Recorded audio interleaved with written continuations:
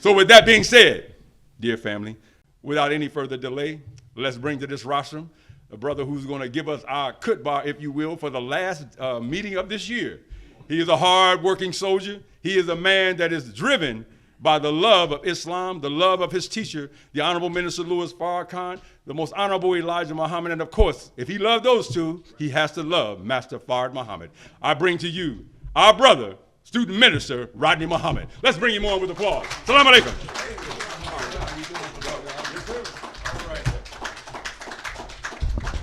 All praises due to Allah. Let's give Brother Joseph another round of applause. Thank you so much, brother. All praises due to Allah. In the name of Allah, the Beneficent, the Merciful, the one God to whom praise is due, the Lord of the worlds, we thank Almighty God, the revealer of all truth, the sender of all prophets. We thank him for all of his prophets from Abraham to Muhammad. We make no distinction between them. We thank Allah most of all in this time that we are in as students of the Honorable Elijah Muhammad for his own intervention in our affairs in the divine person of Master Fard Muhammad, to whom praise is due forever. And we forever thank him for his wise choice in a messenger Messiah to us, in the most Honorable Elijah Muhammad. We are thankful that the Honorable Elijah Muhammad has worked with us with great love and patience and care. That patience and care was to give us someone who can answer a question from the Quran that's almost impossible. How can Allah guide a people who had already been given a teaching and bared witness that a man was a messenger and then went away from him? You can guide someone much easier who didn't know and they received the guide. But once people had the guide and bared witness that he was that and then denied him and denied his wisdom and power to guide, how do you help a people like that? Right. That comes from the Quran in the 3rd surah. And so we are here to answer what kind of help would have to come for people like that. And so we're thankful to the Most Honorable Elijah Muhammad, but it is because of that kind of help that we are able to stand here today. It's because of that kind of helper that we're able to stand here today. Their student, servant, and apostle, the messianic voice today, the Honorable Minister Louis Farrakhan. And so it is in their names I give you the greeting words of peace. Salam alaikum. You know, we're thankful we're rounding off another year. And, you know, the impossible has been made possible again. What we're doing and what's going on right now was never supposed to happen again. Not only was the United States government assured of that, but the religious order of the day, Mecca, was assured of that. They would never have this problem again. And the Honorable Minister Louis Farrakhan's voice winning the hearts of people about the globe has, from the scripture, an expressed fear from the religious leaders of the planet and the governments. They expressed the concern like this: if we don't stop him now, the whole world will go after him. So he has to become known globally. You can't go after somebody you don't know or you don't know of. But from what they heard him do and what they have seen so far, they know if he's not stopped, the whole world will go after him. Who is this helper of the Honorable Elijah Muhammad? Speaking to millions around the globe and speaking out of the heart of the earth, as Brother Ishmael was showing us Savior's Day, you know, the heartland runs right down almost at the center of this United States of America. And, you know, it's interesting that this divine work all started in the Midwest, not the West or the East, but in the Midwest, right down the heartland. He would be in the heart of the earth. Whew. We are thankful, as the Honorable Elijah Muhammad expressed great thanks in his minister, Louis Farrakhan, whose teaching, he said, would be a witness of me.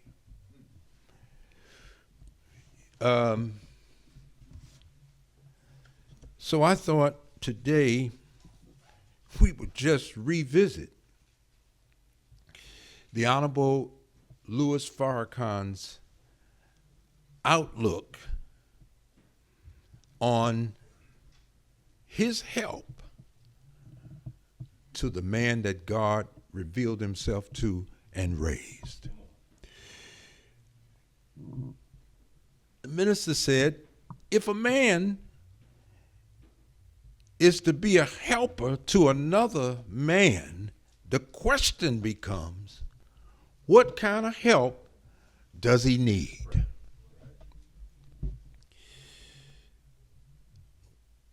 People can be interviewed, he said, and persons are then selected to help in whatever phase of the work or assignment the main man has.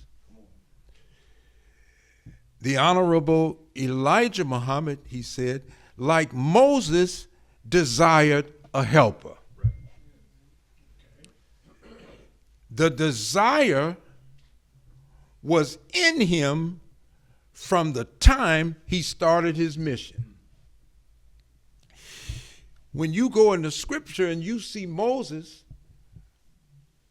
face to face with God, you notice Moses starts telling God about things about himself that would probably impede the very mission that God wants done through Moses. In other words, Moses is telling God why it won't work. I'm slow of tongue. Who am I to go before Pharaoh? I'm nobody to be sending to do this, you know, and God has to remind him, this is really not up to you. You want me to look at you, you need to look at me. And what I can do through you. So I know what I'm doing. You don't know. So you focus on me. It reminds me of Minister Lucius B.R., who was the dean of the ministers of the Honorable Elijah Muhammad, who started as a Seventh-day Adventist preacher and said to one of the FOI talking on the streets about Yaqub's history. He said, if you could take me to the man that taught you what you're teaching these people, and he can answer some questions for me, I'll leave the church. It took about a year, but when he met the Honorable Elijah Muhammad, as I told you before, he had 3 questions. And they were short answers from the Honorable Elijah Muhammad, but they were right to the point. He said to him, number 1, they say that you're a messenger. He said, I am. Number 2, he said, they said you met with God. He said, I did. And you can't get no shorter than that. Huh? So his last question was, how do you know that the man you met was God? And he said, because he has made me all up into himself. So this man leaves Seventh-day Adventist Church and ultimately becomes a minister of the Honorable Elijah Muhammad. And he said when he was living with the Honorable Elijah Muhammad in those early years of building, he said every time he saw a book, that's where I was trying to go, and it was an interesting book, rather than purchasing one just for himself, he always purchased 2 so he could give one to the messenger. And finally, the messenger said, brother, fact about it, why are you giving me books? He said, I am the book. You should be studying me. See, this is what God was trying to show Moses. Don't have me look at you. I saw you before I called you. You look at me. You know, we come out of a big world where people exercise great power. And most of us come from stations in this world where we didn't amount to much in this world. So when we see this tall assignment and mission, we got to question, God, why me? And God is saying, why not? Because Master Fard Muhammad needed the right material to bring about what he had in his mind. The Honorable Elijah Muhammad, obviously, the minister is saying the desire was in him from the time he started his mission. He knew that he needed a helper, but not for the reason that he thought. It would later come to him as he grew in understanding his assignment exactly what kind of help he would need. This ought to stop people from spending a few years with God's messenger, telling everybody they know him and they know his message.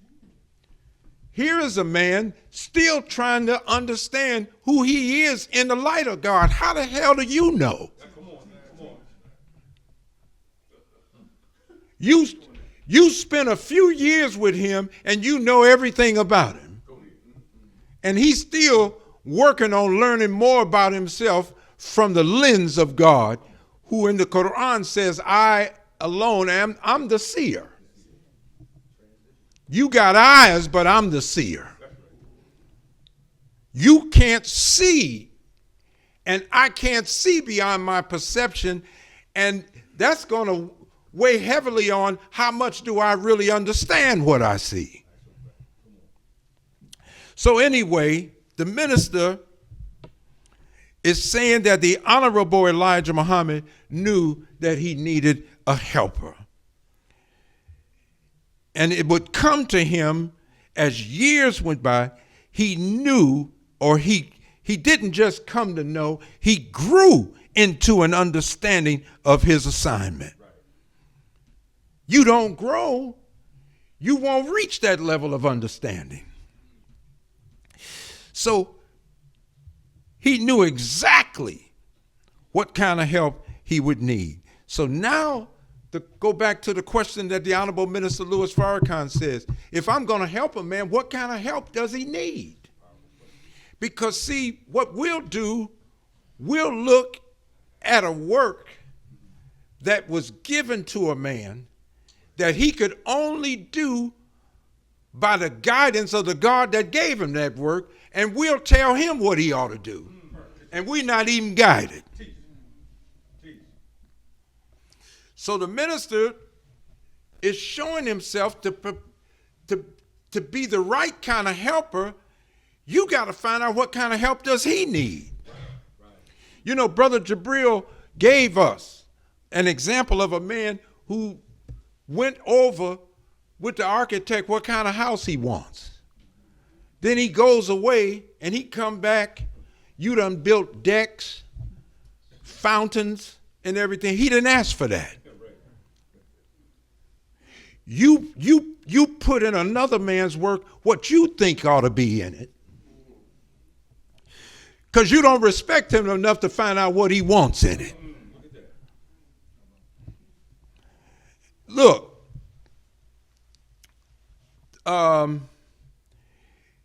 he says, so the Honorable Elijah Muhammad, he scanned the persons that surrounded him. Look this. And then he measured them based upon his knowledge of the scripture and the help that God gave the prophets. That's what it means by he would have one ear on your mouth and the other ear was on prophecy. And when you open your mouth, he know just who you are. Because ain't nothing new under the sun. These prophets saw us. And we reveal ourselves when we open our mouth. That don't have to be bad. But you understand how he's measuring. Because our fathers used measurements of the circumference of our planet, which was approximately 25,000 miles, I believe.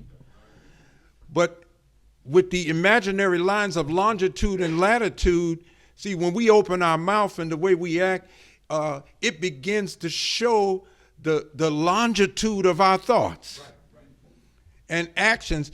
And how we talk, scientists can predict outcomes based on our thoughts and our words and our actions.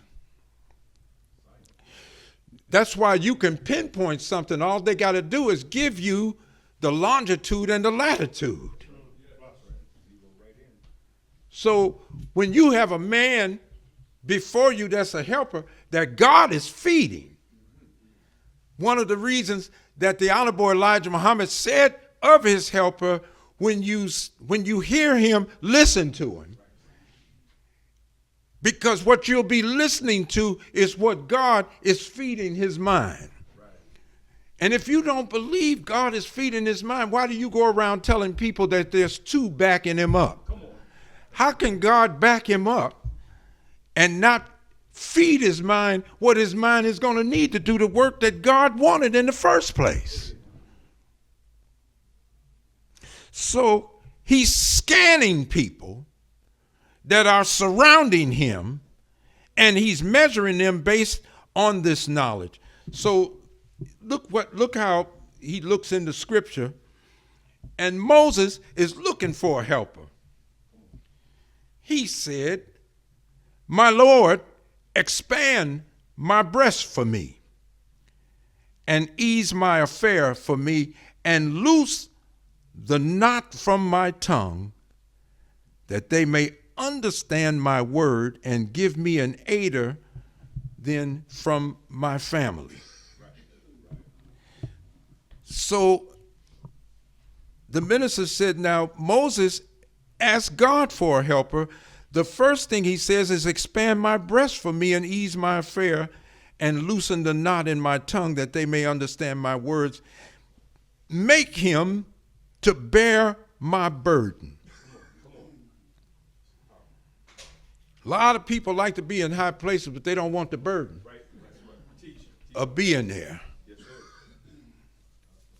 Expand my breast, the minister said. Well, that could mean when your breast is expanded, you take in more oxygen. That makes sense. The more oxygen you take in, the more power you have taken in to give your body more power. Some of us have run, you call it a second wind.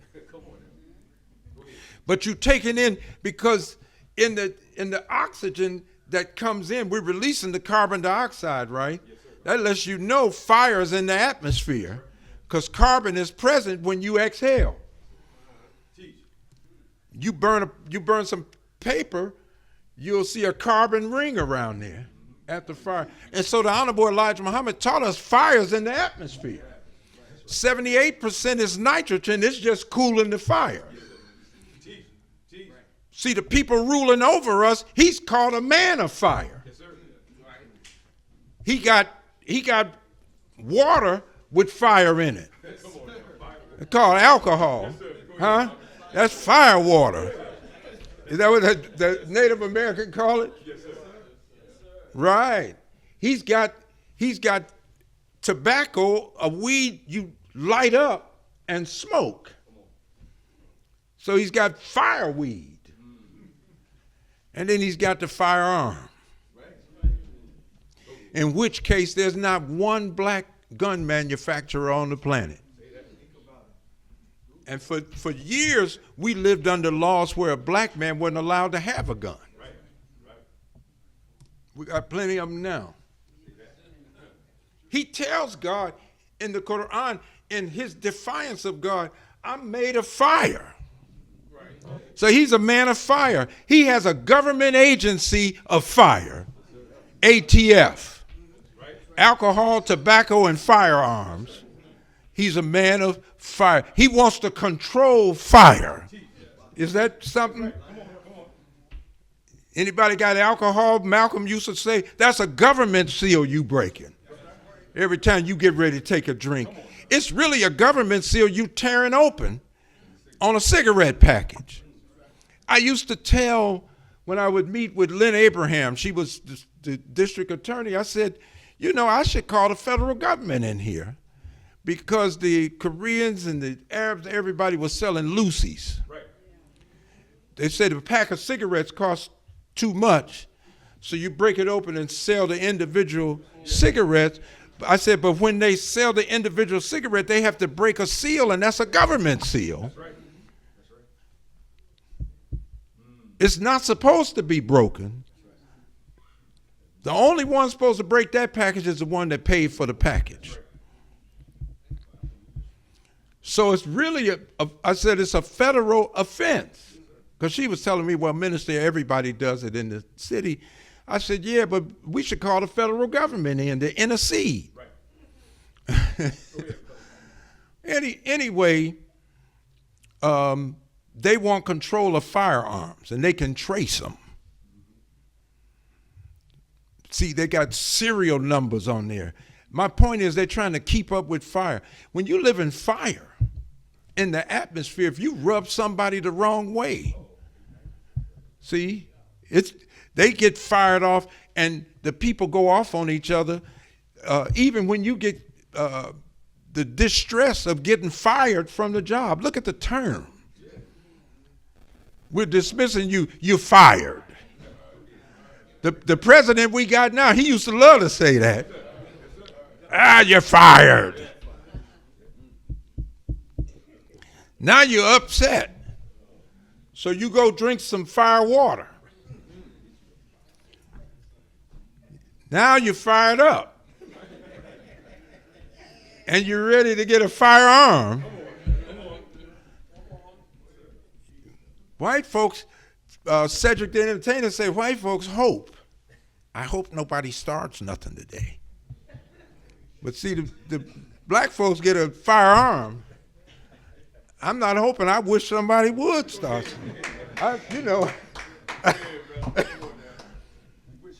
This is a man of fire. And it's in the atmosphere.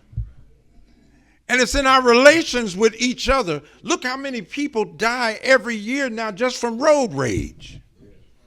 Road rage generally are people that don't know each other enough to be getting mad at each other. A stranger on the road. You mad because they blew at you because you trying to text and drive and you're not paying attention and they letting you know the light is there.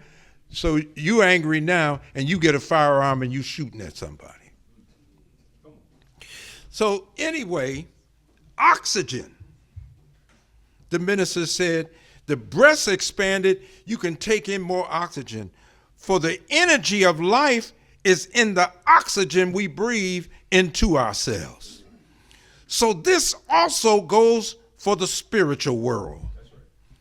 He said these words mean expand my breast for more inspiration, expand my breast for more understanding that would give me what? More power to do the greater work. Come on. See, you're supposed to be praying to God for more power to help you as a believer. Just like the man that says, come follow me and I'll lead you to the man that rose me and made me a helper. That same power is available to you and I. Huh? The harvest is ripe, but the laborers are few. So the first thing man does, because he thinks himself to be self-sufficient, the first thing he does is try to have a call out to get the harvest. But the scripture said, pray to the Lord of the harvest. Why? Go back to the one that brought the harvest about in the first place and get power. That's inspiration. Get power. That's understanding. Get power. You've increased in knowledge. And you're working now with greater power. And when somebody's got lesser than what you have of understanding of life and the science of everything in life, they got lesser knowledge of it. And that there's something attractive about that. Especially if you look like what you're preaching. The Honorable Elijah Muhammad couldn't wait for us to be perfect to put us in a suit. But when you go in the streets where people have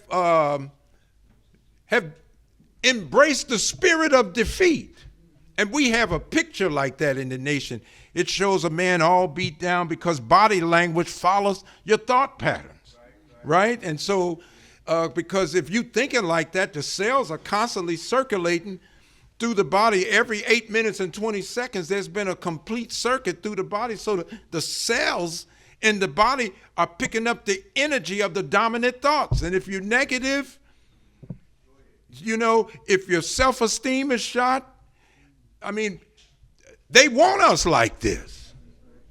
You know, we'll be the first one. I don't need no leader. We're the one people need somebody to lead us because we've proven we can't lead ourselves.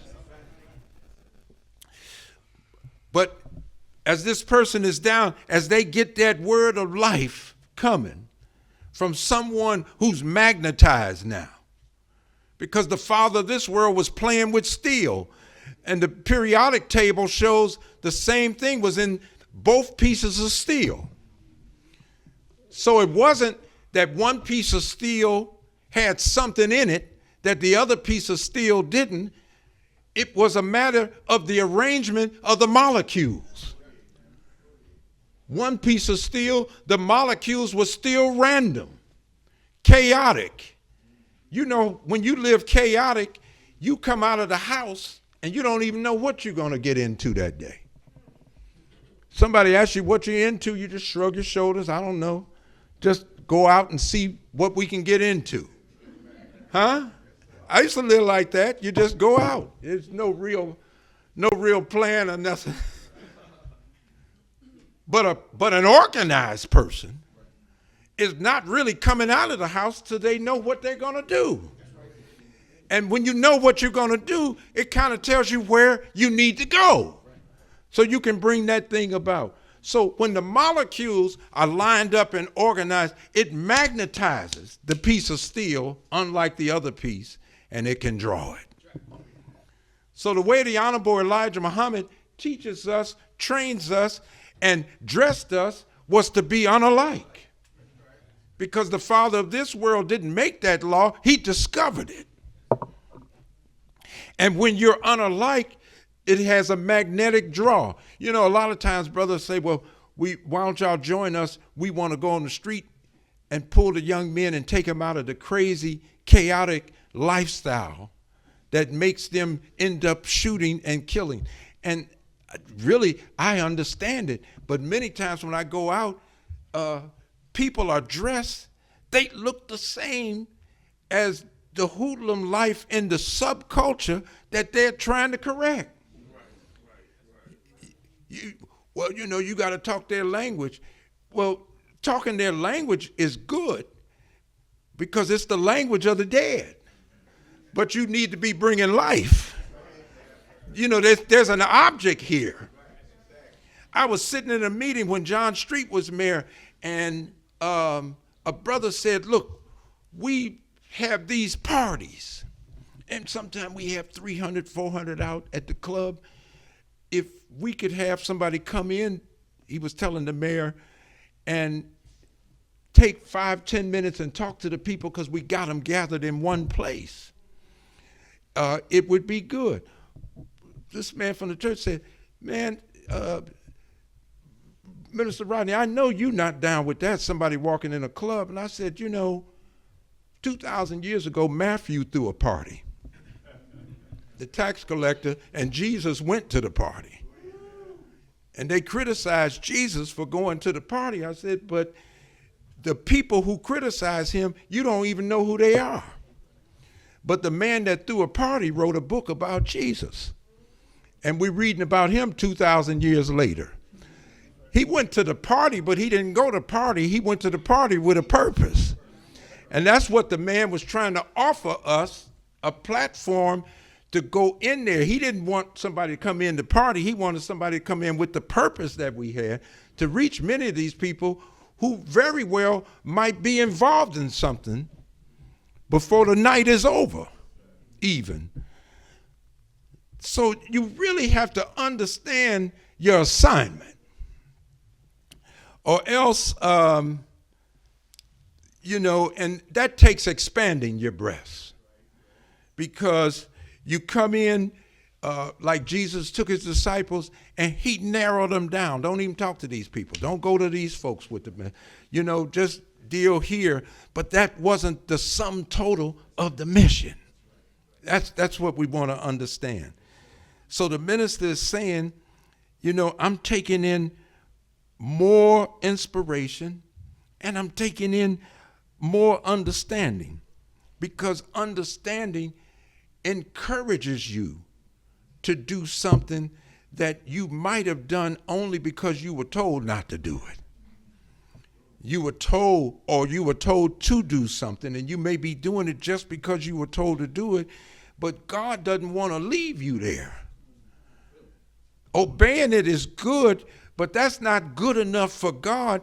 You keep growing so that you grow into an understanding of why he told you not to do that or why he told you to do something. Does that make sense to you? So the minister says, so this also goes for the spiritual world. I want more inspiration, more understanding, and it gives me more power to do a greater work.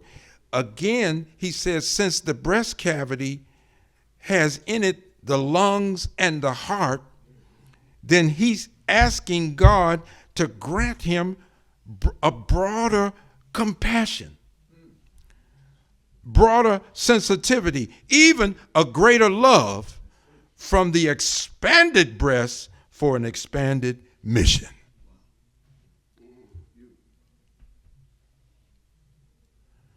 well, you know, the Honorable Elijah Muhammad said the white man was the devil.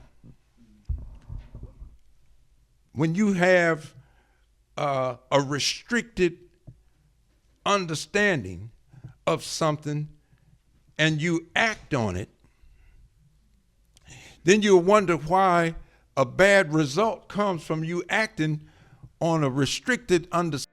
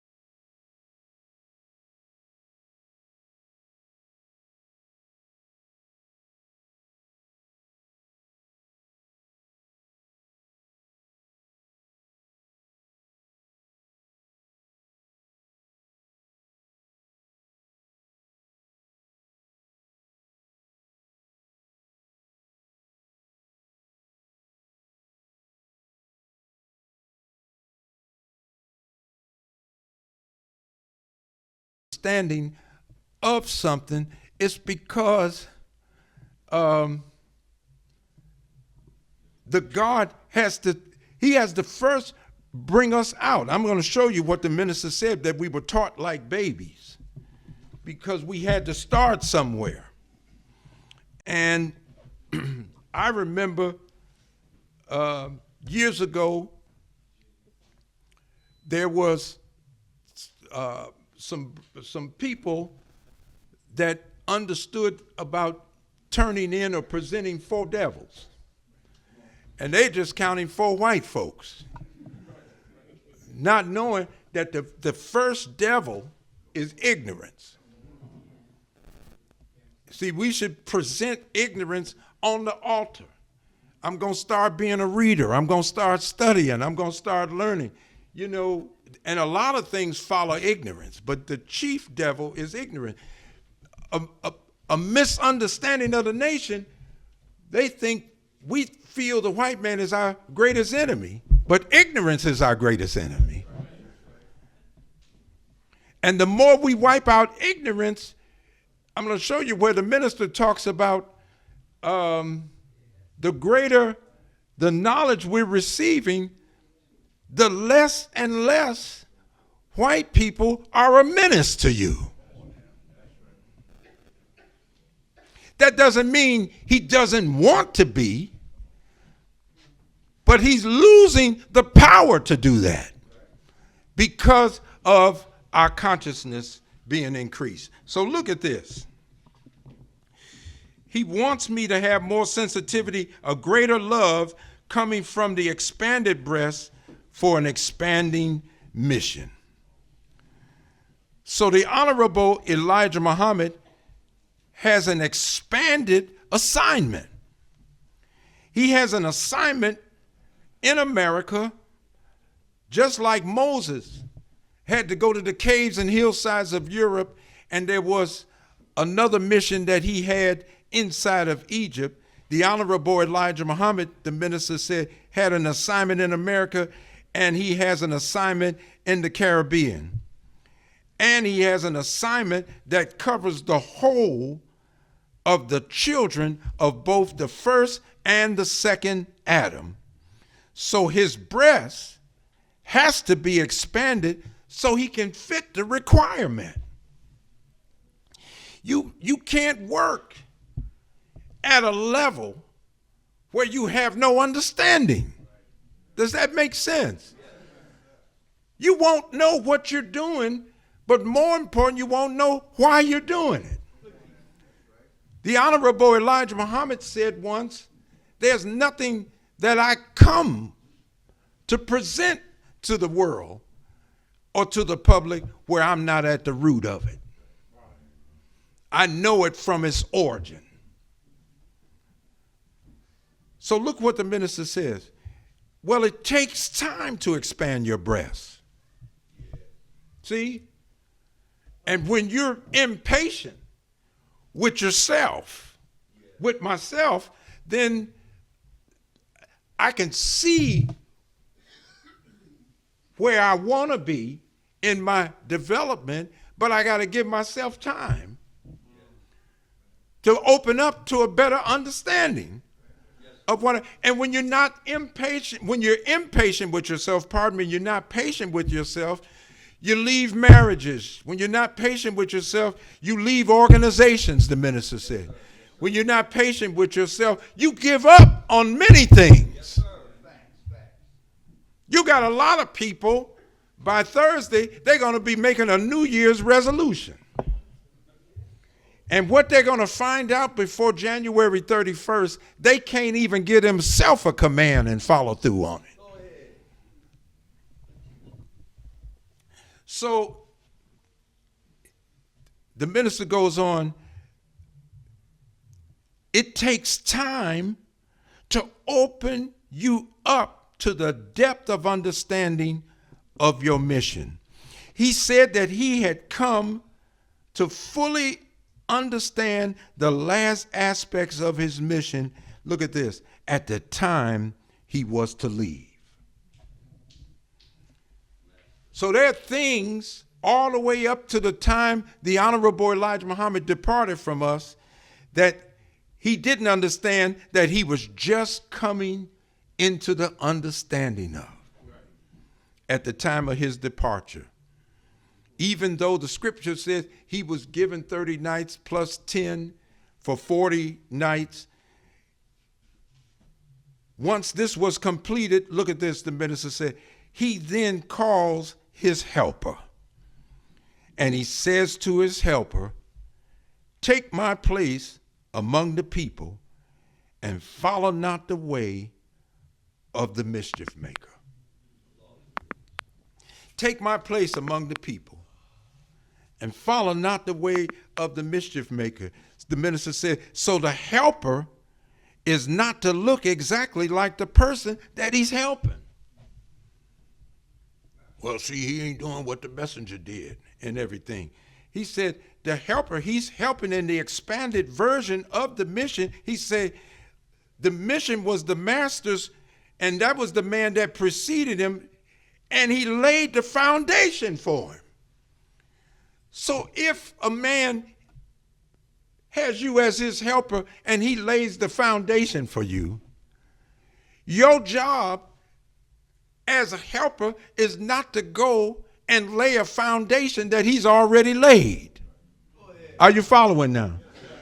See, if you've been with the minister from the early years, you know that the first criticism was, he ain't doing what the messenger did. That wasn't his job to do that. His job wasn't to go back and duplicate what the Honorable Elijah Muhammad did to lay a foundation. You only compliment somebody's work when you build on what they laid down. You don't compliment it going back to tear up and try to redo what he did. What he did, God guided him to do. You can't take God's work and improve on it. Just like we cannot improve on his creation.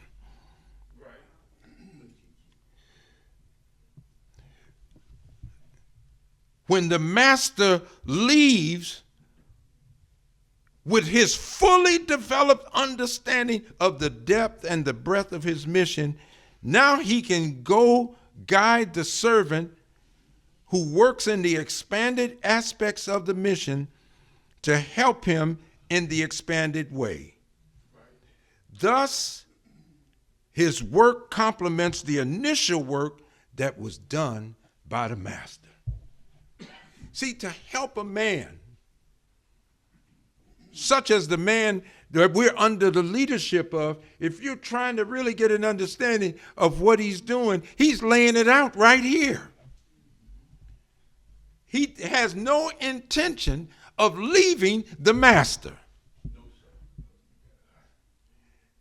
And some don't understand what complementing a man's work, bringing it to its fruition looks like. They think he's supposed to do exactly as the man did. Come on. You know, it's interesting that Jesus first told his disciples, go not the way of the Samaritan, don't go the way of the Gentile, don't go the way of this, that, and the other. You just deal with the lost sheep in the house of Israel. But at a certain point, he tells them, now go out throughout the ends of the earth. Yes, and what? Preach this gospel. So how do you take this gospel and preach it out to the ends of the earth? How do I talk to somebody about not being blind, deaf, and dumb when they were never in that condition that we were in here? See, without an expansion, without more inspiration, and without more understanding of what I have, it's going to be difficult for me to talk to somebody outside of the circle of those who have my same life experience. Yet, point number 12 says that when he appeared in the person of Master Fard Muhammad, that ultimately he will bring about a universal government of peace wherein we all can live in peace together. Well, how are we going to get to a universal thing without an increased understanding? When you don't have an increased understanding, you tend to shut the door on other people. And you think just a little handful in your department, and then you get in a house and you start breaking up into departments. Pretty soon you act like your department can save humanity. The hell with everybody else in the house. Man, if you don't come together. So look at this.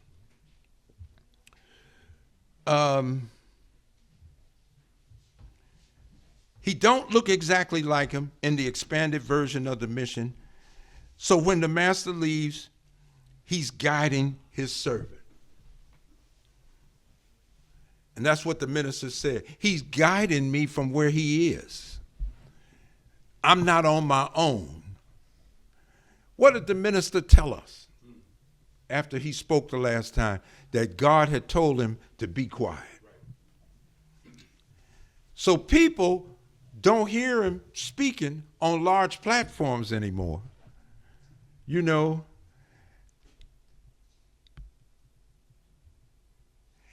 and we just had a meeting not long ago, and when the meeting was being promoted, in the advertisement it said, and the Honorable Minister Louis Farrakhan will be present with us.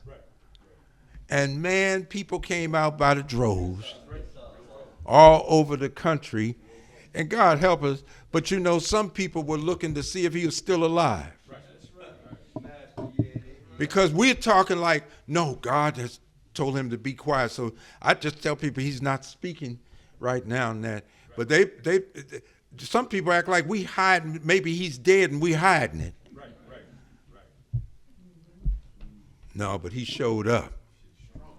Yeah, he showed up and he was there. And he was letting us know why he was there. Because for a lot of black men to be meeting up, particularly in Chicago where ICE is, and Trump is he's fighting in the courts to send more federal troops in. He said it's likely, it wouldn't be a surprise to him that they show up on Stony Island. Saying, why are all these black men out? It's just a men's meeting. And you got thousands of black men out on Stony Island. You know, that could easily draw a lot of troops. And the minister said, if something was going to go down, I wasn't going to leave my brothers out here alone. I'm going to be right here with them. Huh?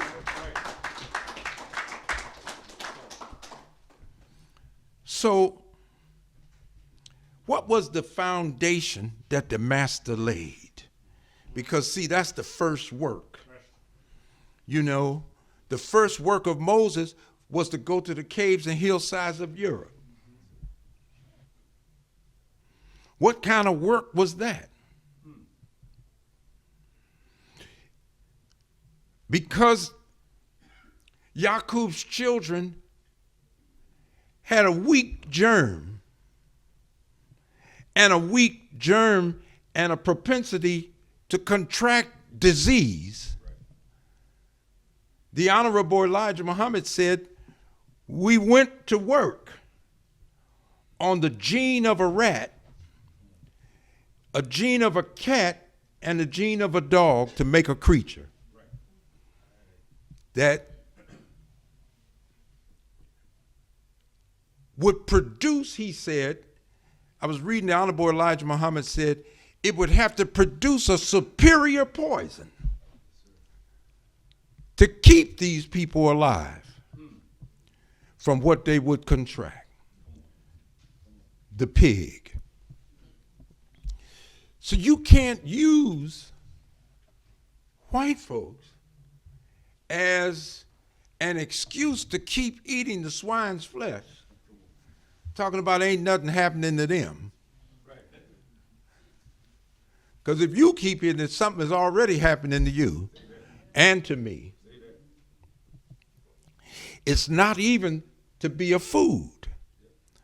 And you know, we are taught, as you conjure up pictures in our lesson plans, we were taught to eat the wrong food, but it's not just physical food. The messengers say when you take his way of life, his way of evil, and that you're eating his food.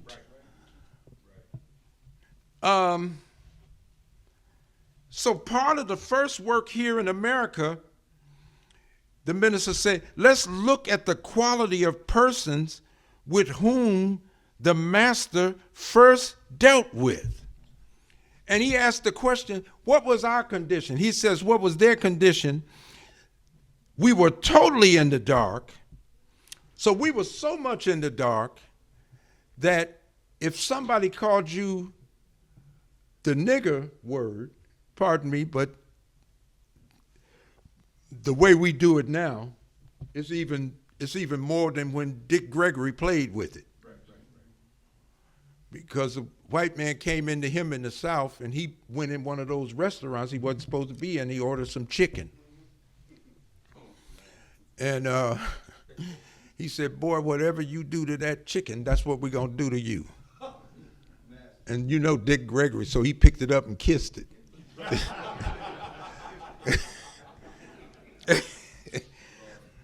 And you know, Dick Gregory was, we used to bring him here all the time. He was one of the fascinating comedians because he had a way of talking to white people openly about the race problem. So he was very popular. And you'll see Dave Chappelle, he dresses like Dick Gregory. He puts the suit on, he takes a little stool out there and has a cigarette. That's just the way Dick Gregory was in the early years. My father used to hang out with Dick Gregory, and when Dick Gregory came back from the Army, I know he lived with my grandmother for at least 2 years. And they used to hang out on 47th Street in Chicago years ago, but he was a bigger man then. And he ate pork then, but he really went through a lot of revolutionary changes in his life. But we were totally in the dark. If somebody called you black, or they even modified nigger with black, that was fighting terms. Now, I was going to forget about the other stuff you said and keep walking. But see, now that you done called me black, now some of you all may not know that because, see, the work of the nation, man, we popularized black. And you don't have a leader out there who popularized black more than what the Honorable Elijah Muhammad did in the Nation of Islam. Huh?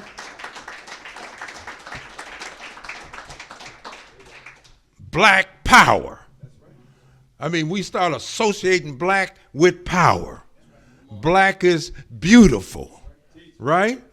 So we started associating beauty with being black. And I mean, this was hard. Even brother and sister. The Honorable Elijah Muhammad said he wouldn't rest till he had all of us calling each other that. Do you know what brothers and sisters in the nation had to go through just to say my brother, my sister, and to hear us? We ain't got the same mama. We don't come from the same, you ain't none of my brother or sister. See, so we had to suffer the ignorance so that we could keep our program moving, because we're working to help a man who was called a savior. So we're not trying to destroy people, we're trying to save people, right? And we don't save them ourselves, but we try to take you to the one that we know God has endowed with the saving grace.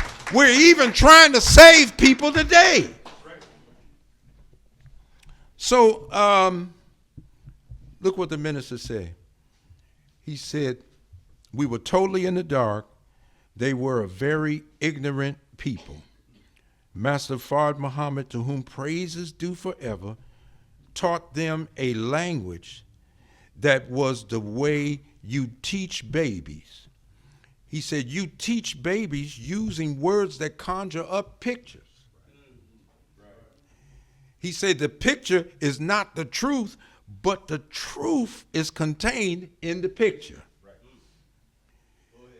As long as the picture remains in the brain, as you mature in understanding, then you can reach into the picture and extract the principle of truth that lies therein. You know, the Honorable Elijah Muhammad, remember the minister said he gave him a lesson on teaching about Jesus. Brother, I don't want you to teach this the way I taught this 40 years ago. He said, I want you to teach the inner meaning of these things. So the minister said, so that means the picture got meaning. Yes, so we learn in the lesson, white man is the devil. The minister said, he's that all right because that's what Mr. Yaqub made him to be.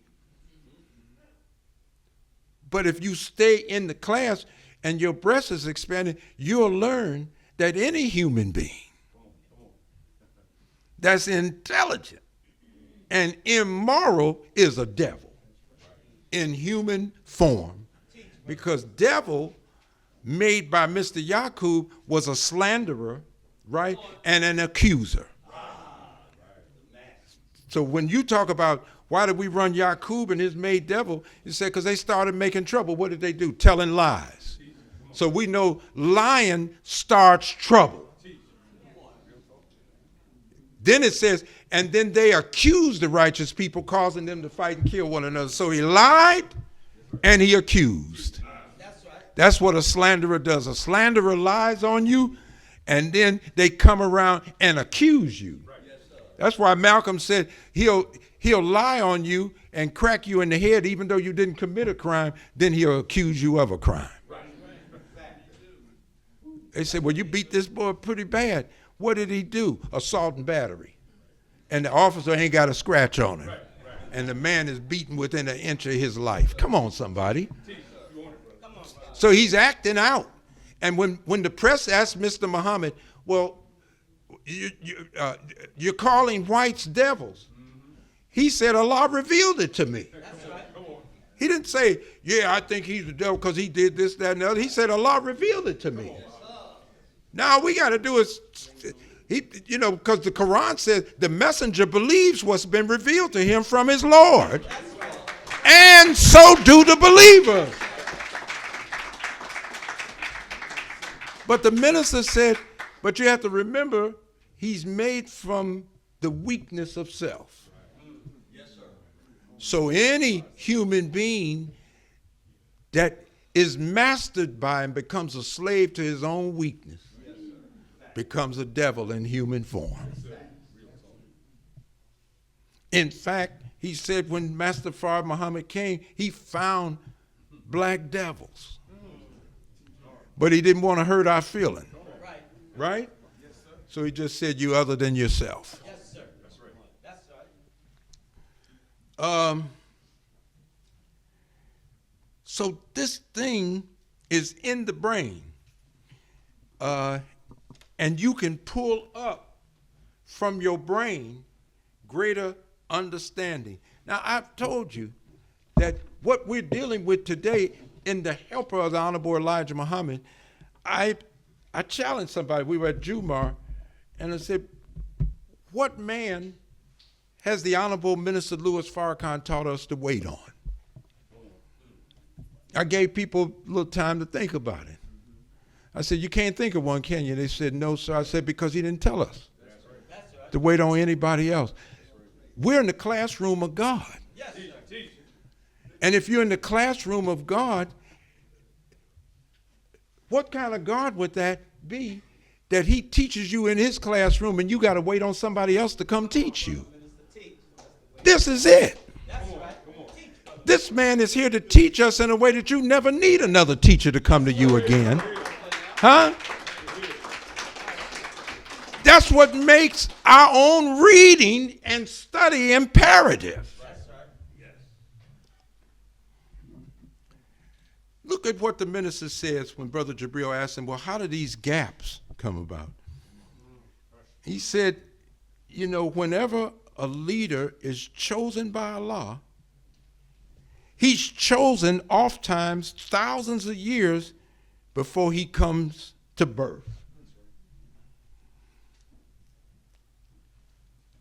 If a God is choosing somebody thousands of years, he knows what kind of helper or he knows what kind of man is going to be needed. I don't know that I could go home, Brother Joseph, and think of something greater than, he done already thought this out. Yes, sir. I see now why it just says, and the believers say, we hear and obey. Not we hear and then we're going to think about it. Give you some recommendations, and then we'll see if we're going to obey or not. That's probably one of the problems. We follow in doubt and suspicion, the messenger said. And so because of that, all of our judgments have a lot of things that make it deficient. First of all, we don't have a comprehensive knowledge. If you had a comprehensive knowledge, you wouldn't even be a believer. Because this God didn't come to make himself believed in, he came to make himself known. And the messenger said, the wide awake man is the man that knows God. That's right. So he's gone beyond, but belief is a darn good start. But if you park there, I'm telling you, and you stay there and idle, you run the risk every day of becoming a disbeliever. You can't become a disknower. Once you know something, can't nobody talk you out of it no more. See, it's hard to know the God and you not becoming one. In fact, the minister said the up-to-date, if you're going to be down to the modern time, the up-to-date understanding of being a Muslim is becoming a God. Huh? That's from his own mouth. So look what he says. He's thought of thousands of years. He's formed in his mother's womb under certain circumstances which make him for the specific job he is to do by equipping him with the basic material at birth. So that tells me God is not only thinking about what kind of man he wants, but he had to be thinking about what kind of woman is going to carry that. That's right. Huh? That's right, brother minister. So you see the mother of Jesus, it carefully mathematically coded under the number 19 because that's where he's presented. Yes, sir. In the 19th Surah, Maryam, one God, and 9 is the number of completion. Yes, sir. So as the woman is carrying the child 9 months, is one God generating himself. Yes, sir. This is going to be a completed work. This is why the minister said the Muslim, with his love for Prophet Muhammad, is not waiting on the return of Prophet Muhammad. He's not waiting on the return of Moses. And that the Muslim is waiting on the return of Jesus.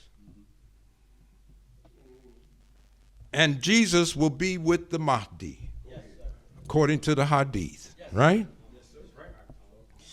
But see, somebody will look with limited understanding because your breast is not expanding. Come on. Well, you talking like the Christians. No, the Christians are not talking like that. They're talking about a man being already been here 2,000 years ago. No, we're talking about somebody that's coming at the end of this world. That's right. With the power. You can't just believe God is coming and going to destroy these people, and then he come and destroy them, and then you and I escape destruction. What are we going to do after that? I heard of Umar Johnson talking. I said, I know some people are critical of him, but I said, he's telling the truth.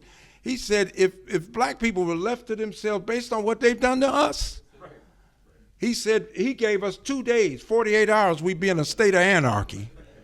Some of us will already be recommended. We need to go get these white folks back and somebody to supervise us and keep us in order. See, because you don't have an understanding. When God comes, he got to destroy the works of Satan. That's right. That's right. What was the work of Satan in us? Make us ignorant. That's right. Particularly about ourselves. Why? because he keeps us blind to ourselves. That way he can master us. And we don't master ourselves. All right. So this child is already set at birth with a constitution to do this work. As he comes into the knowledge of his assignment or mission, the next and greatest need for him is to find the adequate and proper help to fulfill the mission that Allah has given him. And he said, this is where the problem begins.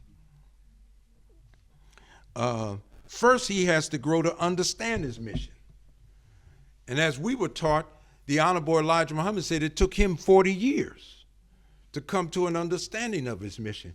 So somebody that was with the Honorable Elijah Muhammad only 12 years could not have a full understanding of the mission. How could they when the man who had the mission, we just trying to help a man in his mission, the man that had the mission had not come into the full understanding of it.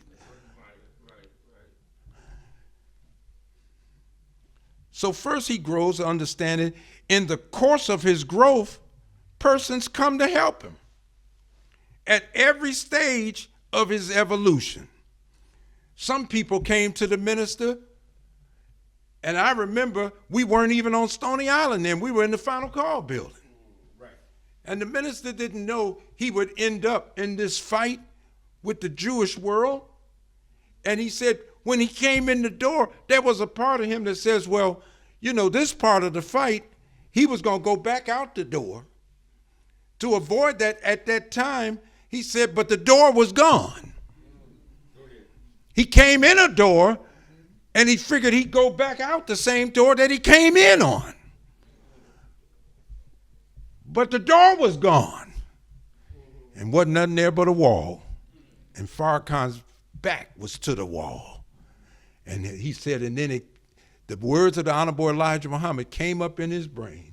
Ain't nothing like a good fight.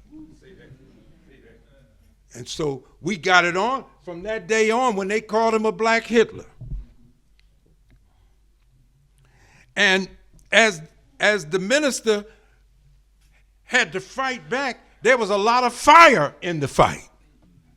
So you had people that joined him, and they joined for that reason. They liked him jabbing back at the enemy and going after him. They liked him striking out at the government. And when the Senate had Sandy Freeman trembling, holding the paper, talking about the Senate voted 95-0 to condemn Louis Farrakhan. That thing ain't worth the paper that it's written on. And then he told her, damn it, 2,000 years ago, the Roman Senate condemned Jesus. And 2,000 years later, you worship him. So if you condemn Farrakhan today, what will you end up doing with me tomorrow?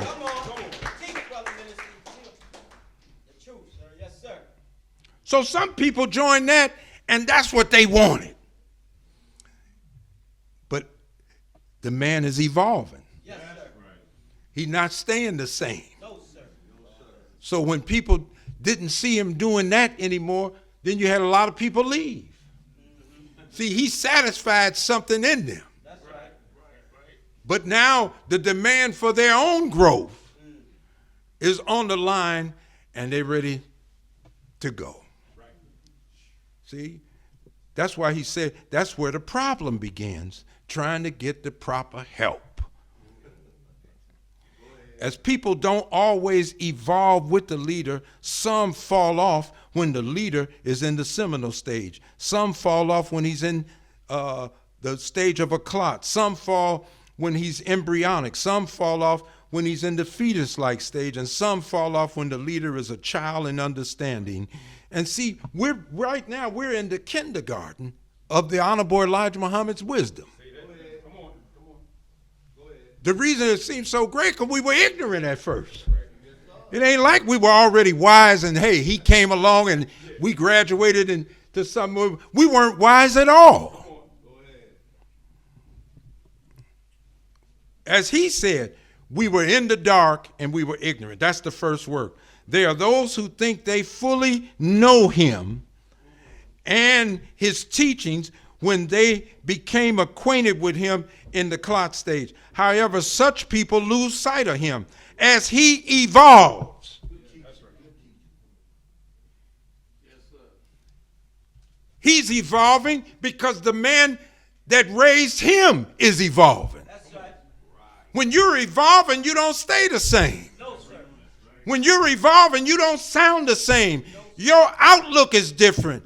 Your understanding is greater. That's right. Teach hard.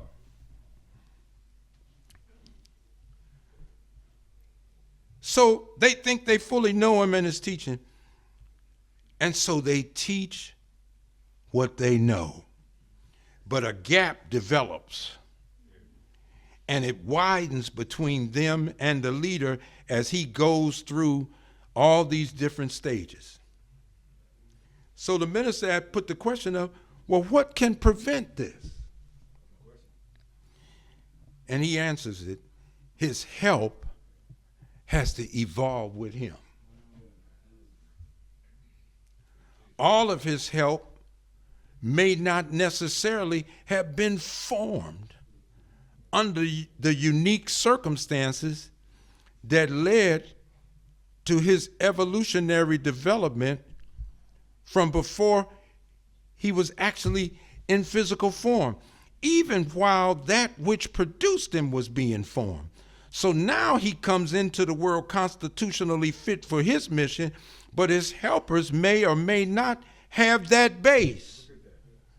His helpers may or may not have that brilliance. They may not even have that insight or that foresight which comes from being divinely prepared. Some people got called to something and they said, okay, I'll go. And that's good. And you heard something and you got touched. And from that point on, your life began to change. All praise is due to Allah. But some of us came here, we were already searching. And we knew we were searching. We were either joining organizations, we were studying things, and that kind of thing until we got to Louis Farrakhan. And we knew we was in the right place. There are some people that came here like that all over this nation. That's what he's talking about.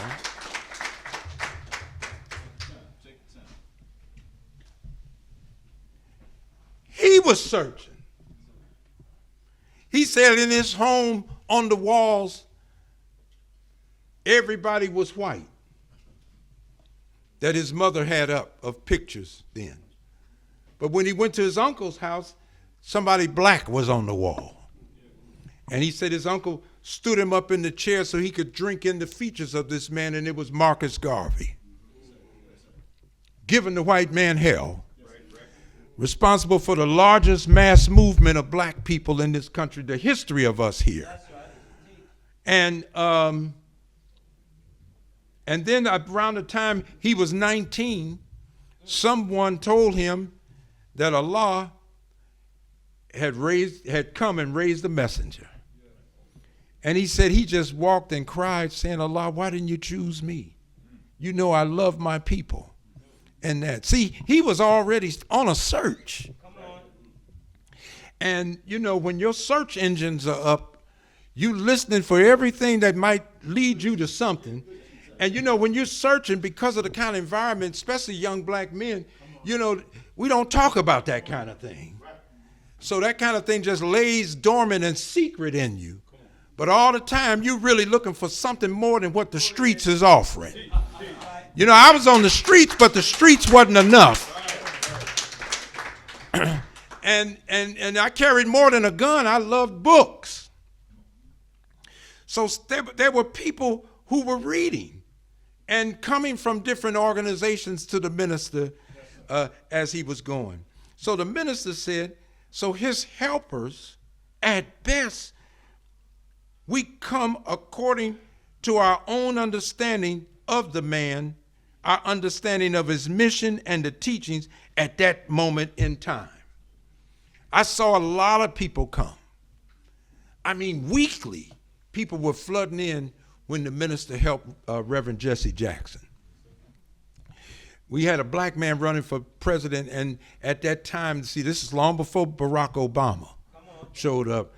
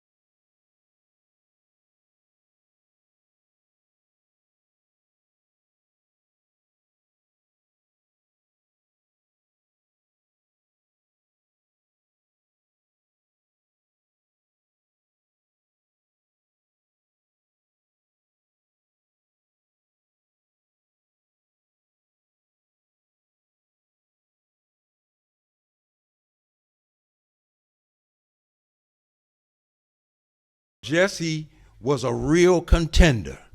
There were about 7 people in the Democrats running, and Jesse was knocking them off one by one.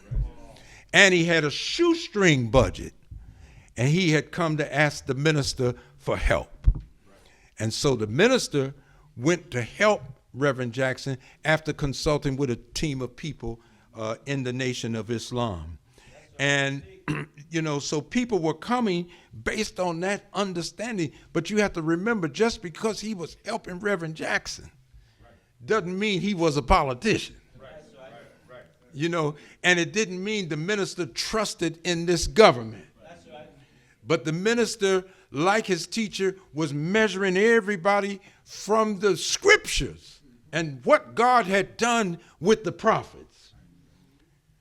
And what the minister saw in Jackson was what other preachers in Chicago did not see. When you look in the scripture, before Jesus comes, John the Baptist from Zechariah and Elizabeth is born. And he's working at he's not like the rabbis, the Pharisees, the Sadducees, and the scribes. He don't have church service there. He was down by the banks of the River Jordan. And unlike them who just had Jews there, he's got Gentiles, some Roman. He's got all different kinds of people down there at the banks of the River Jordan, and he's preaching that the kingdom of heaven is at hand. Ultimately, John the Baptist is taken by the authorities and he's beheaded, right? So the minister is looking at Reverend Jackson like that because Reverend Jackson didn't have a church. He didn't hold Sunday service. Operation Push was set up on 50th Street in Drexel in Chicago. Everything was Saturday morning.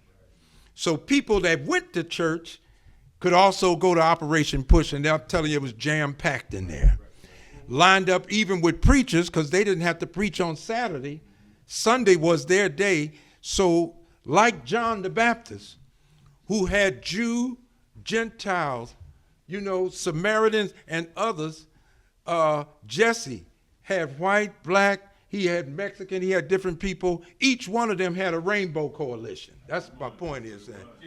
Yeah, so the minister said he had never voted in his life.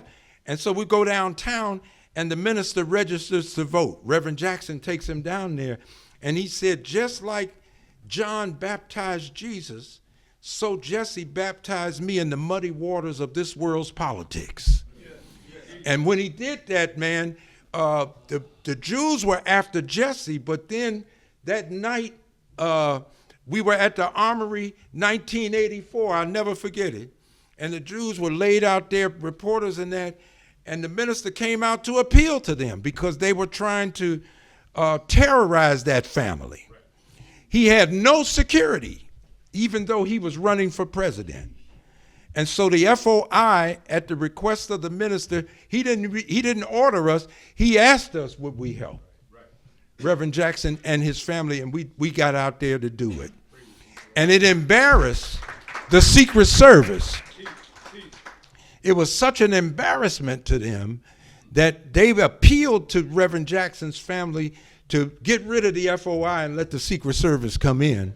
And they ended up accommodating that. But you got to remember, these people were hoping you would die. They were cutting up dead animals, throwing them on the porch. They were doing all kinds of crazy stuff to intimidate that family. But they dared not try to attack them while the FOI were on there. The FOI we had in Chicago. And look, Reverend Jackson, he had a sharp brain. I don't know if you remember Lieutenant Goodman, who was shooting, he was dropping bombs in Syria, but his plane got shot down, and the Reagan administration was leaving him over there. So Reverend Jackson went at the appeal of the family, and the minister went with the delegation. And they appealed to those at the table in Syria. Main thing was they got him back. And of course, they're all in Washington, D.C., and Ronald Reagan is the president. They standing up there with Lieutenant Goodman.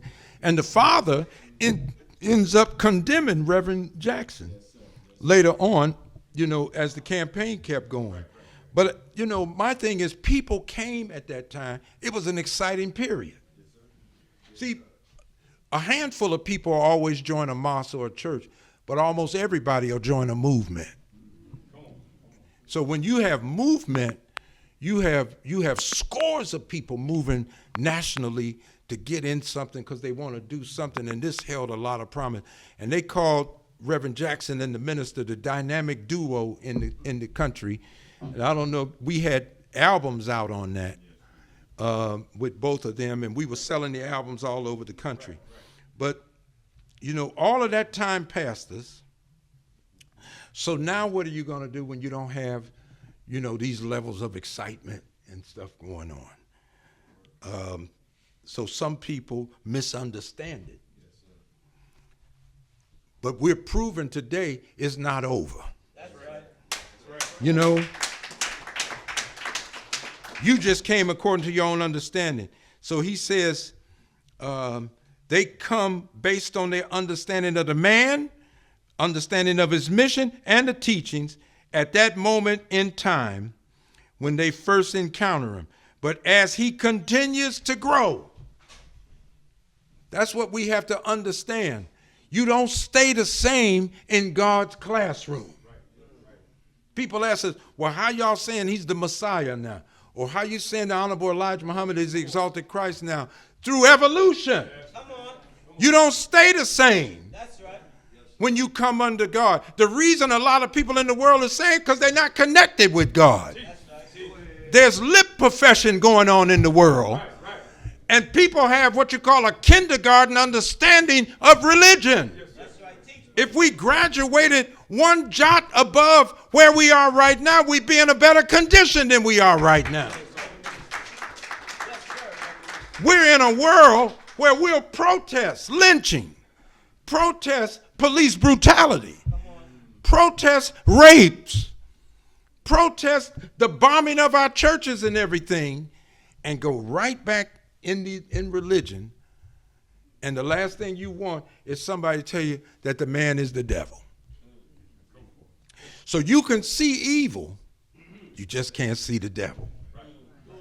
You can catalog all the crimes, but you don't see the criminal.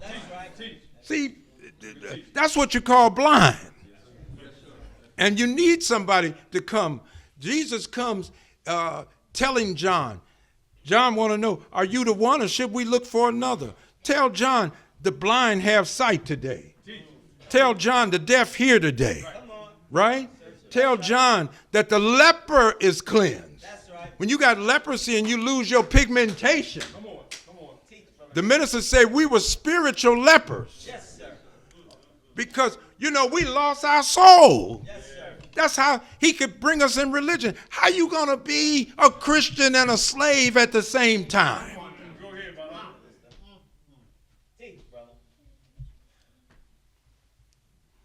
No. He continues to grow. He continues to evolve. And he continues to change. And he matures. And because of that, the people that came to him with their own understanding of who he is, what he represents, what his message is, and what it can do and what it can't do, they no longer see him the same way because they don't see him in the next phase of his development. And so to close this part out, Allah gives his servant helpers from himself.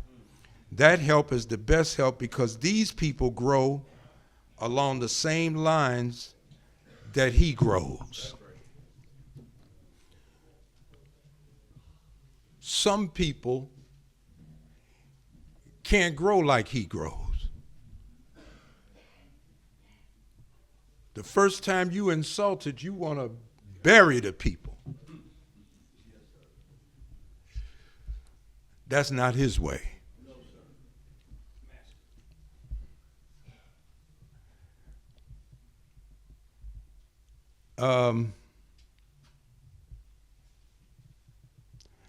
we've seen people play a role in doing everything to try to destroy the minister in the public. But when they're in trouble, and they will be, because the minister always reminds you, after the white man uses you, he gonna throw you back to us. Poor Nicki Minaj and others and them up there, but it's only a matter of time before they throw them back. That's right, brother minister. Real talk. But when they were in trouble, some of them didn't have a helper or a friend except Louis Farrakhan. I've lived long enough to see it. And I've heard people among us say, man, he a better man than me. Because after what that Negro did, you know. So the minister said, but there's some of us, we can take them hits. It ain't fun, you know. But if you're growing, you realize everything evil that come in your life didn't come from the devil. Right. Sometime God sends them. Sometime, if you need shaping up, God know how to send some rough riders into your life. They start giving you a rough time. You saying, damn, what is this? And the minister said, they're the sandpaper.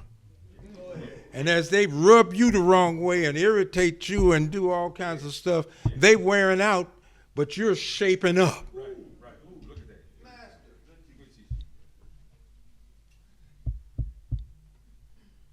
The man that we follow, I watched him 14 years without let up, under attack in the newspapers. You don't know if you can really take that because you ain't lived under it yet. Right. But what they want to know is, can you see, when you get ready for a heavyweight, one of them boxing things and stuff, you're in the training camp. You know, Ali used to chop down trees and get underwater, jump into deep water and fight and box underwater and everything. All this training, why? Because much of your training has nothing to do with training you for the knockout punch. That's right. Training is to condition you to be able to take these blows up in the ring so you can be in there long enough to deliver some kind of knockout punch. But if you can't take a hit, you're not ready for that fight. Come on now. Because most people that go in the ring, you're going to get tagged, you know, more than once. You know, so this is spiritual, but it's a contact sport. Yes, sir. You get your feelings hurt. Yes, sir. Huh? You'll get betrayed. Yes, see, all of this happened to the Honorable Elijah Muhammad. But sometimes we're only looking at him ascending, but we're not thinking about the people that wanted to murder him. And he never sent nobody after those people. In fact, he never pointed them out. Mother Tynetta used to tell us about the time, you can read it in the prophet's history, there were hypocrites that he dealt with, and some came back to the faith. But there were 9 deadly ones. And he never told the believers who they were. And after one Jumu'ah prayer, Allah made him to announce them. They never saw another day.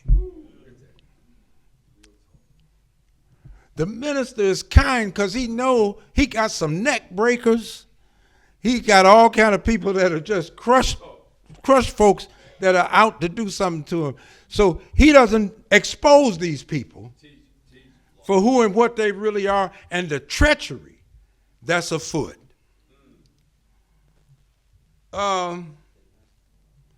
But that means he's growing along certain lines. Could you be like that?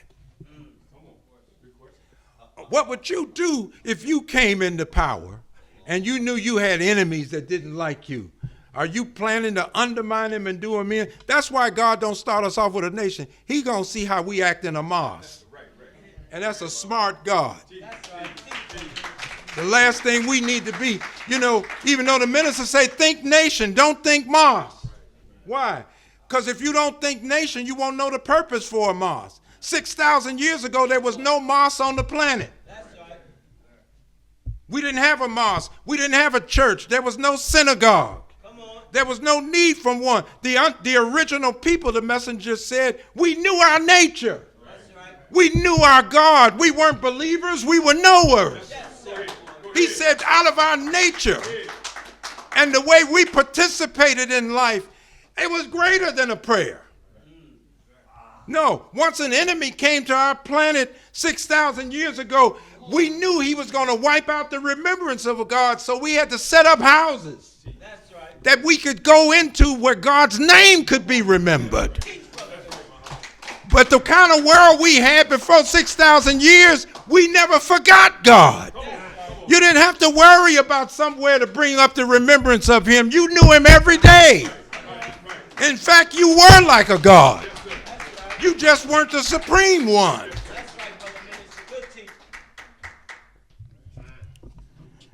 Yeah, so we won't finish all that, but look at this. He says, loosened in the knot in the tongue represents the language of revelation. God's grace to him came in the words that he gave to him, talking about the Honorable Elijah Muhammad, and that what God gave him was a complement to the Quran. What was that? The supreme wisdom. Yeah. And look at this. And he said it was a key to unravel the depth of the Quran. That's right. But all this had to be unraveled over time. It didn't happen in a week or a month. And he said, we must remember that the Honorable Elijah Muhammad said that baby language should not be used by us. That's right. And we thought baby language was profanity. He said that is baby language, but the baby language really means an immature understanding of the word that Master Farrakhan Muhammad brought. That's baby language. The Honorable Elijah Muhammad, see, in 1933, he gave answers. He was only 3.5 years old in this wisdom. That's right. So loosening the knot, one of the first things he had to do, how do I teach Islam to a people who were brought up in a Judeo-Christian ethic? And that's their way of understanding God and his prophets and God's plan and mission. How do I teach Islam to them? They never heard of. Did you know Allah before you? I didn't know nothing about Allah. No, sir. I heard him say it on Sinbad.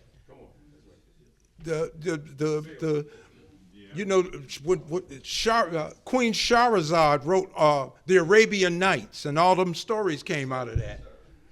And so you saw them on television saying, praise Allah. I didn't know what that was. They had them turbans on, and, but it was mythical. Right. That's right. Exactly. So unravel the wisdom that is contained in the message of Master Farrakhan Muhammad that he brought. That's what the expanded worker is helping in this dispensation to do. He said, I heard the Honorable Elijah Muhammad. Well, this is important right here. When this man preaches from an expanded version, he matures the message that allows him to speak to all humanity. See, we were so far beaten down, we worked hard just to get nearly 2 million black men to come out. But, when the minister went abroad, especially in Iran, they shut down television. So that when he went on television, he spoke to millions in the Muslim world. Even while people over here, out of their ignorance, say, well, y'all ain't real Muslims. That's what they say. But I said, well, I beg your pardon. I'm sticking my chest out because, you know, our leadership all went over there to Mecca. Yes, sir. I said, you ain't even invited. That's right. Said, they don't know you, and you over here telling us what we're not. Right. Hell. And you basing it on them over there. Well, we over there on their dime. Come on. Sit in the front. Teach, brother. Huh? Teach. Brother Ishmael, the Supreme Captain, Mustafa Farrakhan. Brother Saad Alim, our national MGT captain. They were all over there. I said, well, our leadership team is in Mecca. Where's yours? That's right. Teach, brother minister. If we're not real. That's right. Allah knows best who's real, Yes, sir. you know, and who's counterfeit. Yes. I won't even get into arguing because it's not up to me. That's right. So he said, I heard the Honorable Elijah Muhammad say that 2/3 of the Holy Quran was for him and 1/3 for some other man, and I would let that other man worry about his part. He said the book that the Savior gave him was the Holy Quran, but 2/3 of it, which deals with faith that would be established before he departed, the other third would be established under his guidance from another place in which he would be. Teach. See, right now, Teach. go down to register at the Library of Congress and see the recorded death of Elijah Muhammad. And it wasn't there. Go down the policeman's cold cases and see, have they found Fard Muhammad? Teach, brother minister. They can't find him. No, sir. And they came up with a fake guy over in prison. That's right. And the Honorable Elijah Muhammad said, they've been hounding us and harassing us about where is he? Where is he? If you knew all the time, why are you asking us? That's right. See? And Patty Hearst's father was putting that stuff out. You don't remember the Symbionese Liberation Army supposed to had kidnapped Patty Hearst at one time, but her father owned that newspaper. The Honorable Elijah Muhammad had a $100,000 certified check put together. That's right. That Brother Jabril and his regional minister, Abdullah Muhammad, went to get that newspaper. If they could prove that man they had in prison was the same man that taught him in Detroit. And Dr. Wesley found out they took the, whatever the serial number is when they arrest you. Come on. And when he was arrested in Detroit, they took that out and superimposed it on his arrest record out there in San Francisco somewhere, trying to make like this is the same man. That's right. See, this is the mischief of them. They did arrest Fard Muhammad in Detroit, and I still have the Detroit Free Press because the man came out and the detectives held a press conference. Yes, sir. And they wanted to know, who is he? They said, he insists he's the supreme being. That's right. That's what he told them. Look what they did. They put him on something and sent him out of town. That sounds like a Western, don't it?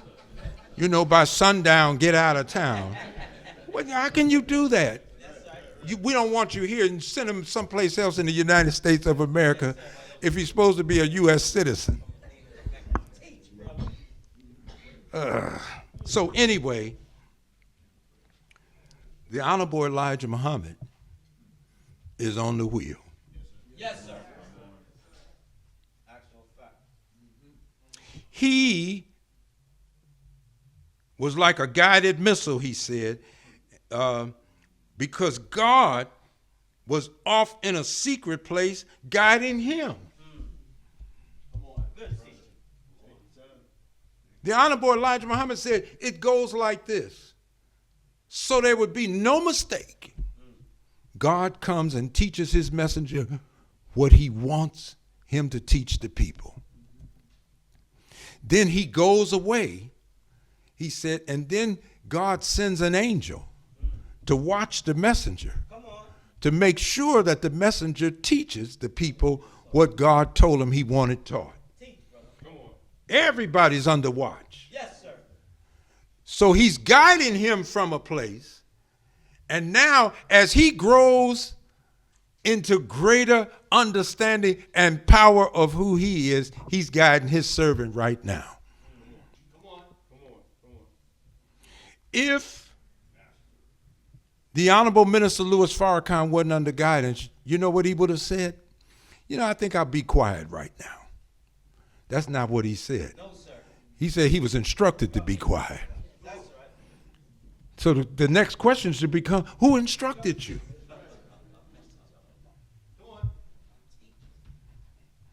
So he's guiding him to fulfill his 1/3 of the Holy Quran. And all he needs to do, watch the minister. He doesn't really have to worry about his part. All he has to do, he's talking about himself, is to reach up in the brain for guidance. Because he's already feeding the brain. And what did he tell us? This is the highest form of electrical energy that you can entertain. If he's feeding from God, when you feed from him, you're feeding from God. That's right, brother. It's a high form of electrical energy that you operating under. Teach, brother minister. Yes, sir. Huh? Yes, sir. It's a plug. He's plugged into him there. I'm plugging in here. That's right. The current. Teach. Yeah. Your spiritual and moral batteries are dead. Come on, get a jump. That's right. That's what you're doing. Put the cables on them. That's right. No, I'm not the life giver. I just got the cables that's connected to the life giver. Huh? I can't start the car. You got to start it. You got your own key. It just won't work till the cables are on. And power is coursing through the cables. The word of Master Farad Muhammad traveling at 1,120 feet per second. While the man is speaking it, it's entering your ear gate. That's how fast it's traveling. And there's electricity in that word. Yes, right. And electromagnetic powers in it. Yes, sir. And let's just look at where we need to be and get ready for 2026. First, he says, take my yoke upon you. He said, but you can't do that unless you learn of me. You got to learn my spirit. You got to learn the nature of me. You got to learn of me, and you will find that I am meek and lowly of heart, and you will find rest in your soul. He said, the soul is at rest because he knows that he's being guided to fulfill the work. I shouldn't have to try to figure out how to make God's work a success. Huh? That's right. If you connected with him, you'll get something from him. The minister said everything that we have done in the rebuilding has come from inspiration. Come on now. We've done it by the Spirit of God. Yes, sir. He ain't sitting down there racking his brain trying to plan and go through this, that, and the other. I don't say don't plan in your life, but man, you got a God that's present now. That's right. Come on, man. Oh, powerful God. Come on, man. So he said, the Honorable Elijah Muhammad said, so continue to hear my minister. And he said he meant that his followers should continue to listen to me, for my teaching would bear witness to his being alive. That's right. And he's growing in power of the great commission of the God that came to him and revealed himself to him. Look at this. The Honorable Elijah Muhammad, he says in this last part, said, if you continue to listen to me, that's if you continue, I will have you so smart, Come on.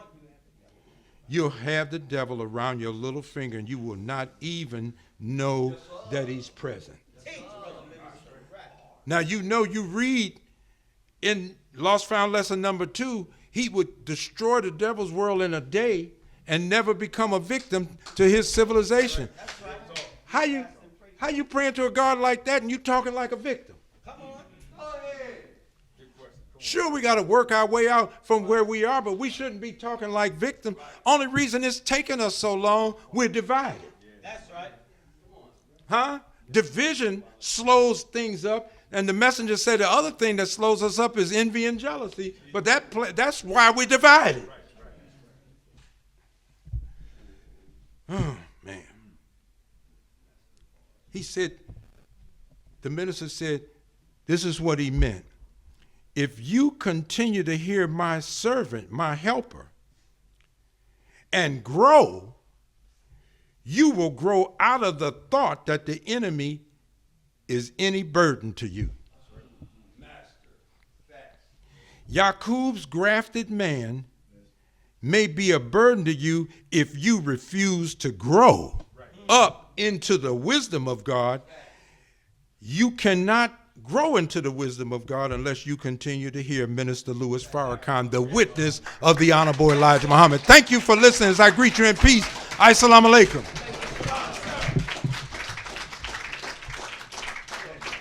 All praises due to Allah. All praises due to Allah.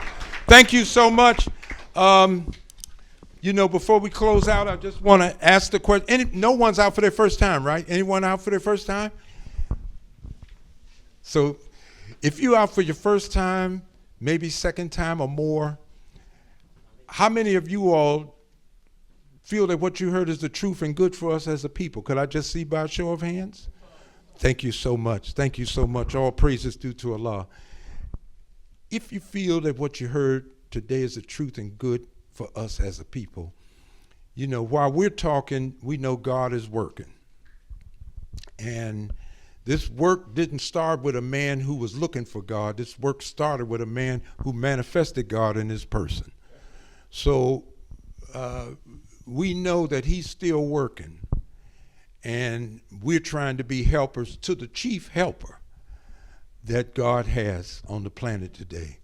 But if you feel it's good, if you feel it's good for us, how many of you would take the Honorable Minister Louis Farrakhan up on his invitation to become a part of this great work and army that's taking place now all over the world? We're doing it right now in Philadelphia. And, we ask you to continue to come out and to learn, because we're still coming out and we're learning. I'm still in orientation class. Yes, sir. Yes, sir. Huh? Yes, sir. I learned a few things in the other orientation class, but then I realized, man, I'm in orientation for another whole kingdom that's coming. That's right. And how you get up in the morning, you know what you look like before you went to bed, but you're in the mirror. Did you think you're going to be a different person or something? No, you know what we're looking at in the mirror? We're trying to see what does sleep do to us. So this mirror of truth, we're talking about 400 years of sleep. What did it do to me? And what do I need to do? The mirror can show you something, but it can't remove it. You got a spot here, you got something there. Well, the mirror will reveal it to you, but you have to do something about it. That's why we have self-improvement study course. It only works if you apply it to self. You apply it to somebody else, that's why it's not working. Yes, sir. But if you feel that what you heard today is the truth and good for us, this is your opportunity to come forward as a helper to him. He's the chief helper. I would love to shake your hands and thank you for being out, and hope that you would fill out something that we could contact you and we could be a part. So you think about it. The Secretary's Department is always open, and you can be a part of something that you never thought could take place in these United States of America. And it's focused on you this time. You don't have to watch somebody else grow into something. You should be growing into it. But we're thankful for that. So thank you for being out. Now, you all got to help us today, so we get ready to bring in 2026. This promises to be, a very critical year. We hear, if you've been on any of the programming, on the first Sunday of every month, we're always programmed into our headquartered mosque, and our student national assistant, Minister Ishmael Muhammad, is constantly telling us that we're at the end of something. That 40 years since the More Than a Vision experience. And when you're at the end of something, something new is getting ready to start. But what's dangerous is we're in between something that has ended and something that hasn't gotten started yet. So we have a study guide just on how dangerous that is, because many people will look at a transition period and make judgments on different people. Transition means you're not what you were, but you're not yet what you're moving to become. And somebody judges you in that period thinking that's the sum total of you, and it's not. You know, we used to always say, God is not finished with me yet. Well, that's really what's happening in the transition. And the minister said, I don't see tomorrow. God gives me leave so that I understand the day I just went through.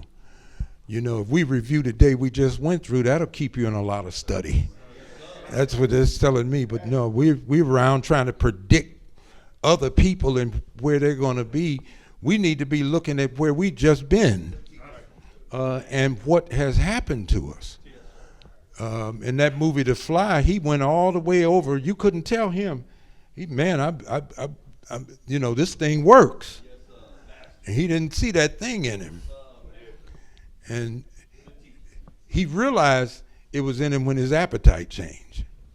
So if you know, if prayer upsets you, if, you know, there's a reason the man said, this day all of you going to be offended by me. Well, what would make the people offended when they got right up to that point? You know, something else started growing in them. And whatever was growing, it had a different appetite than the one you had. So it wants a different kind of food now. So, you know, eating Krispy Kremes for breakfast and dinner and everything. So that's a whole different diet, because the fly was growing in strength inside the man from a genetic level. Yeah. So Brother Joseph's going to close us out with prayer, but he's going to let you know what's going on, because we got a couple of activities going on. If we don't see you then, we pray that God gives you a good new year coming in for you and your family. And, you know, determine that you're going to do something. A human being should not live without a purpose. If you want to fill up the emptiness that's in your life, get a purpose in life. Something that you're doing that gives you a reason for waking up every morning. Come on. Yes, sir. All praise is due to Allah. Let's give him another round of applause. Our Delaware Valley Shooting Regional Minister, Rodney Muhammad. Very profound teaching today. Let's comb through what he just gave us. Let's analyze it. Let's parse it apart. Dear family, very quickly, our time has been very well spent. Did you learn anything today? Yes, sir. Praise be to Allah. The announcements are, very quickly, Saturday, January 3rd, Disaster Preparedness Seminar Part 2, right here at the mosque. Part 1 was yesterday, the 27th, and we invite all to attend Part 2 this coming Saturday, this week. And come to Muhammad's Mosque number 12. The doors open at 2:30 p.m. The event will also be shared via Zoom. Check your email for the link and any further information on that. And this coming Wednesday, December 31st, New Year's Eve, our annual Bringing in the New Year's Zoom meeting will begin at 10 p.m. Eastern Standard Time. We will discuss the many memorable moments of 2025. We will discuss what we will into our new year. And also Thursday, January 1st, a community dinner, which Brother Rodney just alluded to, hosted by the MGT GCC, Muhammad's Mosque number 12. Come have dinner with your family here at the mosque. The dinner begins at 4 p.m. Enjoy delicious, savory cuisine prepared only as the MGT and GCC can do. So please, this is a free event, a love offering from the MGT, and a time for socialization with others and our community.